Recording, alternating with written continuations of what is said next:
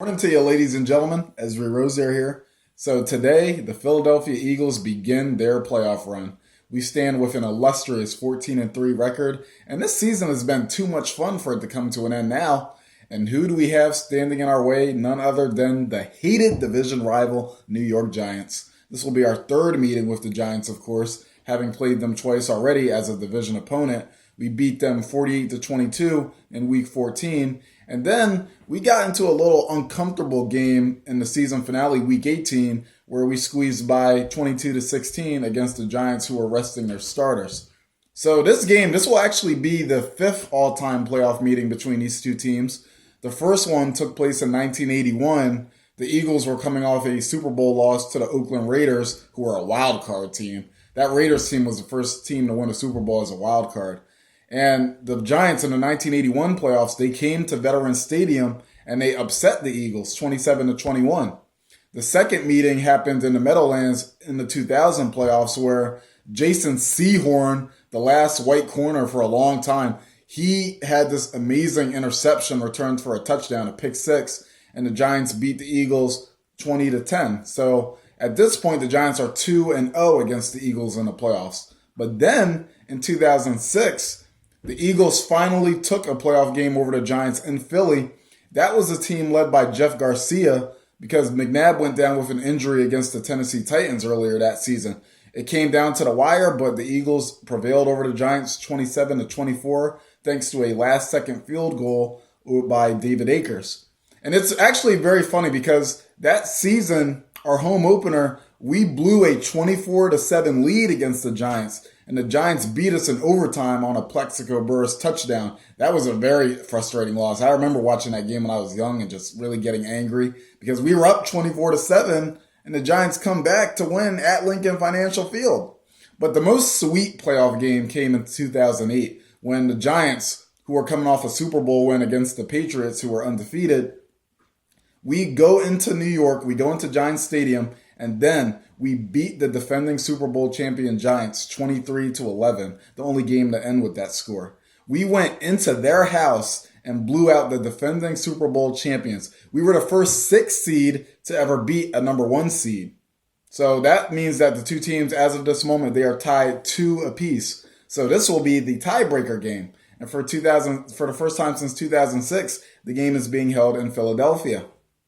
So what are the keys to winning this game? So the Eagles, we have had periods this year where we come out disproportionately passing the ball. I saw it a little bit in the Steelers game. I saw it a lot in the Chicago game. And then we saw it once again against the Saints, the game where Minshew struggled greatly. You're not going to win a game coming out just passing the ball like nobody's business. You got to diversify the offense, Nick Sirianni and Shane Steichen.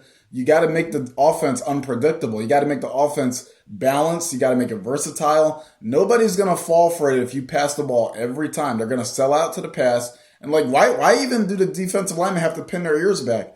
Why did the defensive linemen even have to be concerned about the run at that point? Because there's no threat of you running the ball because all you're doing is passing.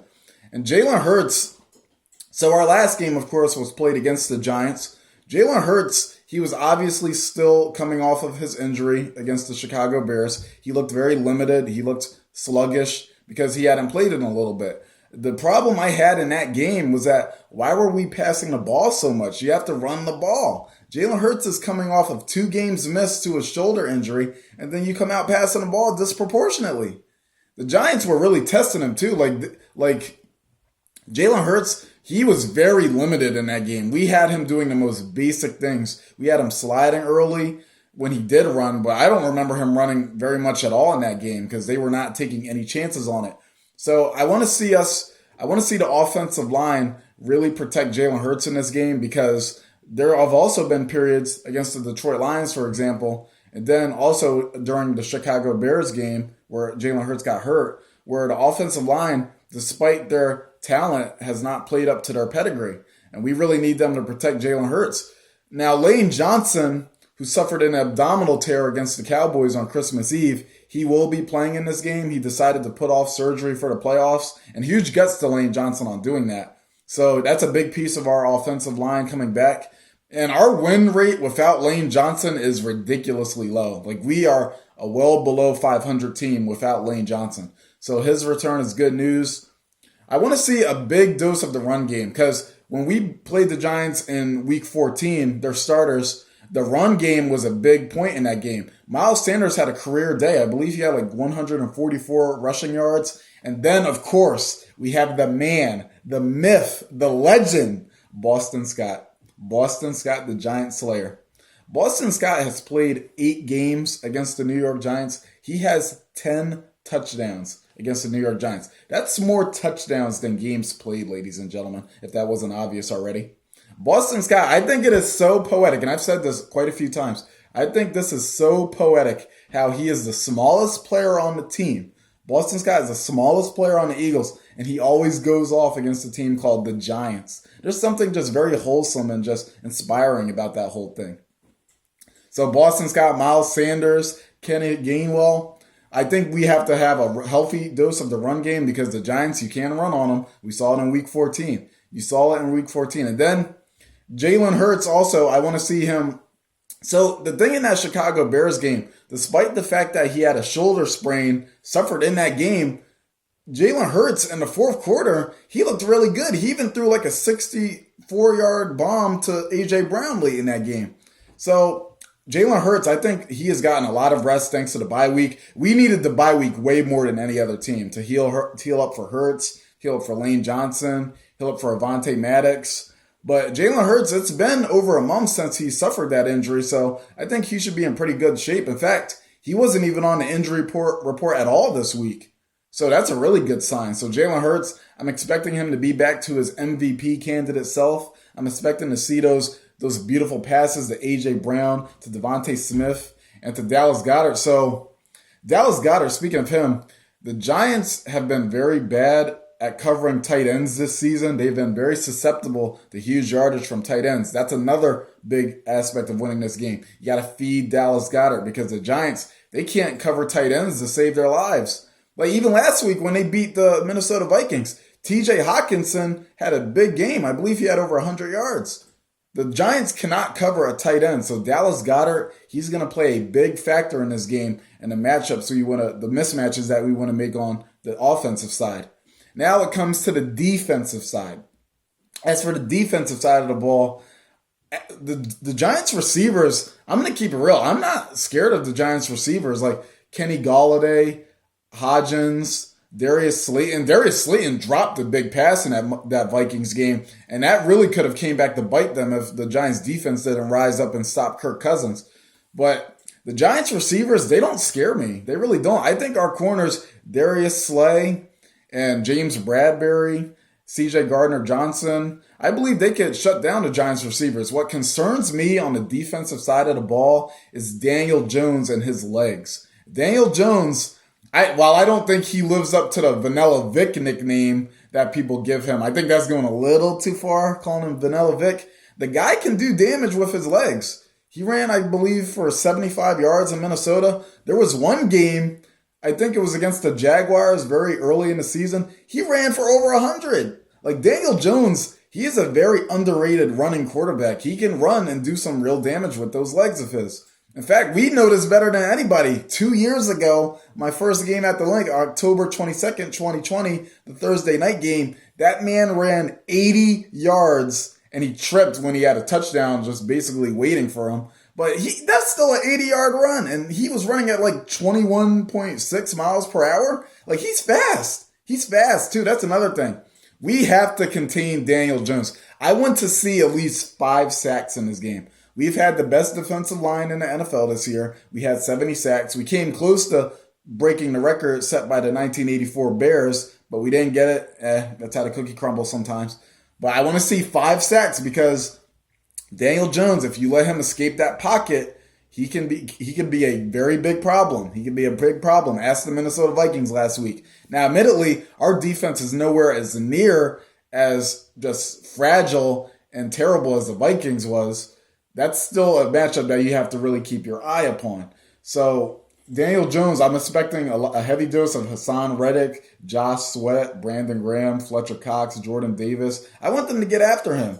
When we played the Giants in Week 18, they had this backup quarterback named Davis Webb, I believe his name was, and we did not get a single sack on Davis Webb. Not a single sack that day. He kept eluding the pressure, and that was our starting lineup against backups. Against backups, ladies and gentlemen. We didn't get a single sack. Our highly vaunted defensive line, who had 70 sacks on the year, they didn't get a single sack against Davis Webb. And I did not like that. He just kept escaping the pressure. When we did get sacks in that game, I believe one was on a screen play. It was a receiver that got sacked. And then I can't remember the other sack, but I believe we had 2 sacks that day against the Giants in Week 18, but neither of them were on Davis Webb. So I want to see heavy pressure from the defensive line.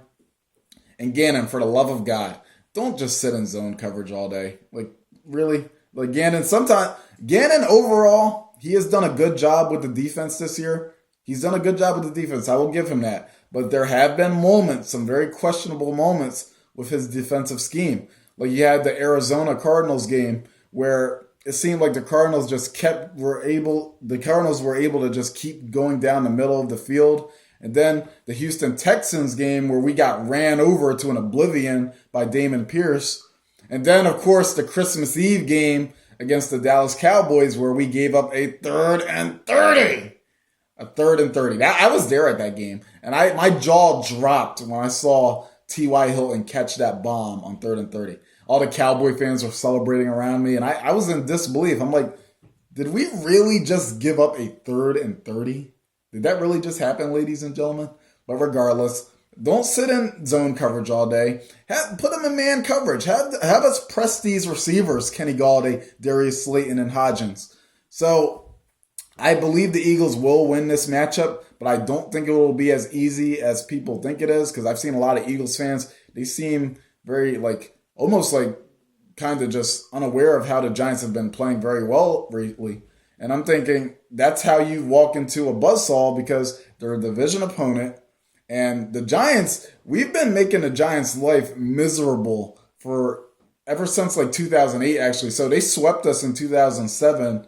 That was the year where they beat the Patriots in the Super Bowl. Since that 2007 season, I believe we are 24-6 in that time span versus the Giants. We've been making their lives miserable. We've been beating them every year. A few years ago, we cost them a playoff spot when we tanked that game against the Washington football team in the final week.